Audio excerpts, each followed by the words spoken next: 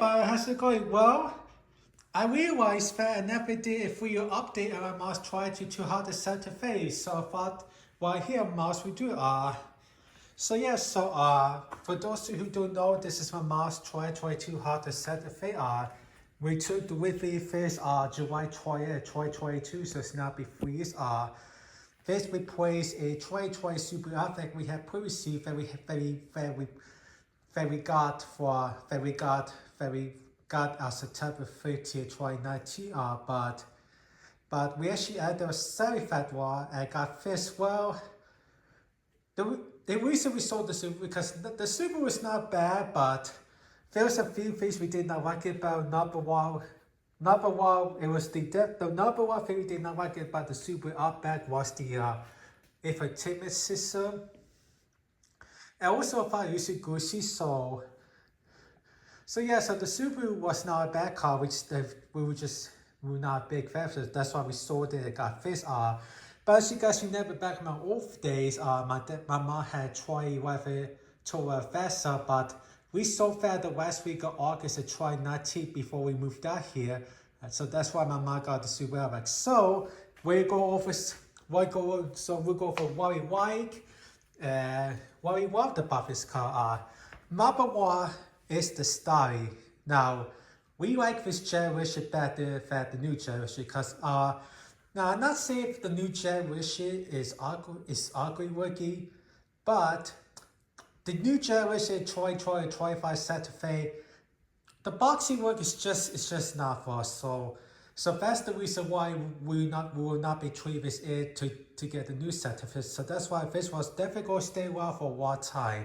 So number one is the story.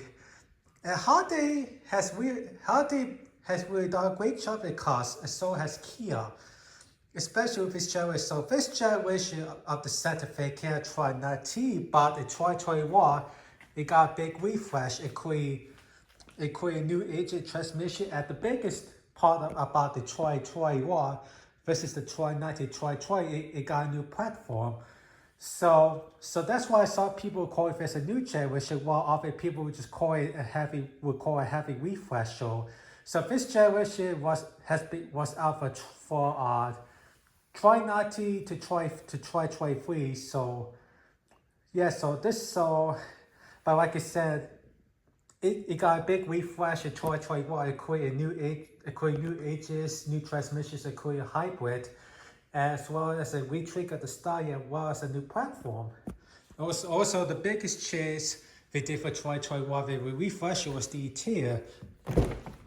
Let me show you the miles. It now has 38,700 miles. So we do need to take it for service soon, but we'll get to it at some point. The number two thing we like about this car is the way that it drives. It drives so much. Actually, it drives so smooth, as very quiet. Even the engine is a four-cylinder. The engine is actually very quiet too for being a four-cylinder. Because usually four-cylinders are a bit the noisy side, but this 2.5 engine. Now this is the wagon 2.5. This does not have the turbo engine. Because the reason we decided not to get turbo is number one, obviously because of the show this was going, if it didn't have much turbo, and number two, we did not really need the turbo engine. And plus, I know there were complaints of the turbo engines about oil getting to the turbos, and the other complaint about the turbo engines was the 8-speed dual clutch transmission. People said that the transmission, the turbo engine models will feel a bit more shifty, and sometimes it was shorter. Also, the reason we did not get a hybrid, because like I said, because there was not the dealership did not have a hybrid in the lot.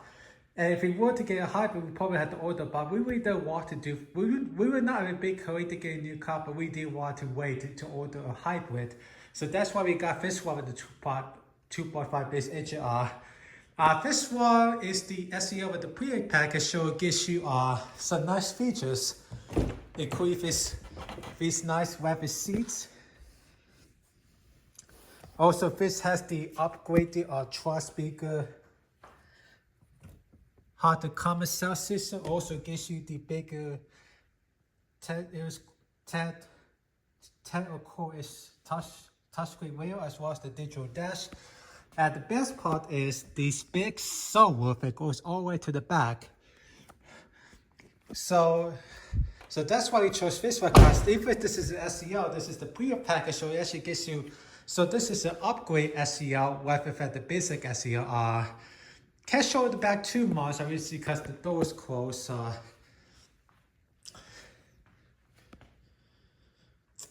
Yeah, so when you love this car, like I said, we really don't want to replace it anytime soon because we love this car, so we don't want to replace it.